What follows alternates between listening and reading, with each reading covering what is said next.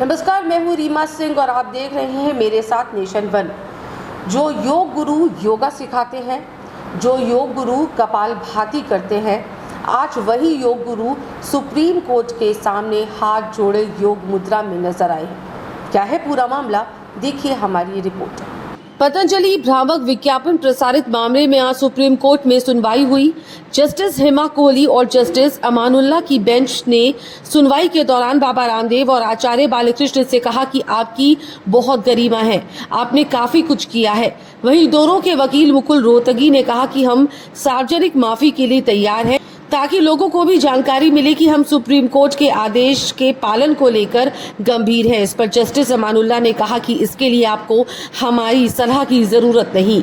Justice Kohli ने बाबा रामदेव से पूछा कि आपने जो कोर्ट के खिलाफ किया है, क्या वो सही है? इस पर बाबा रामदेव ने कहा कि हमें इतना कहना है कि जो भी हमसे भूल हुई है उसके लिए हमने बिना शर्त माफी स्वीकार कर ली है। जस्टिस कोहली ने कहा कि हम जानना चाहते हैं कि आपने अंडरटेकिंग के अगले दिन प्रेस कॉन्फ्रेंस क्या सोचकर की। हमारे देश में आयुर्वेद बहुत प्राचीन है, महर्षि चरक के समय से है। दादी नानी भी घरेलू इलाज करती है। आप दूसरी पद्धतियों को बुरा क्यों बताते हैं? क्या एक ही पद्धति रहनी चाहिए? इस पर बाबा रामदेव ने कहा कि हमने आयुर्वेद पर बहुत रिसर्च किया है। तो जज ने कहा कि ये ठीक है, आप अपने रिसर्च के आधार पर कानूनी आधार पर आगे बढ़ सकते हैं, लेकिन हम जानना चाहते हैं कि आपने इस कोर्ट की अवहेलना क्यों की।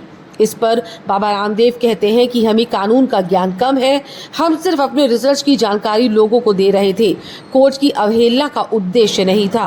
फिर जज ने कहा कि आप लाइलाज बीमारियों की दवा का दावा करते हैं, कानूनन ऐसी बीमारियों की दवा का प्रचार नहीं होता। कानूनन ऐसी बीमारियों की दवा का प्रचार नहीं होता। अगर आपने दवा बनाई तो कानूनी प्रक्रिया के मुताबिक उसे सरकार को बताते, उस पर आगे काम होता। इस पर बाबा रामदेव ने कहा कि हम उत्साह में अपनी दवा की लोगों को जानकारी दे रहे थे। यहाँ कोर्ट में इस तरह खड़ा होना मेरे लिए भी अशोभनीय है। हम भविष्य में इसका पालन करेंगे।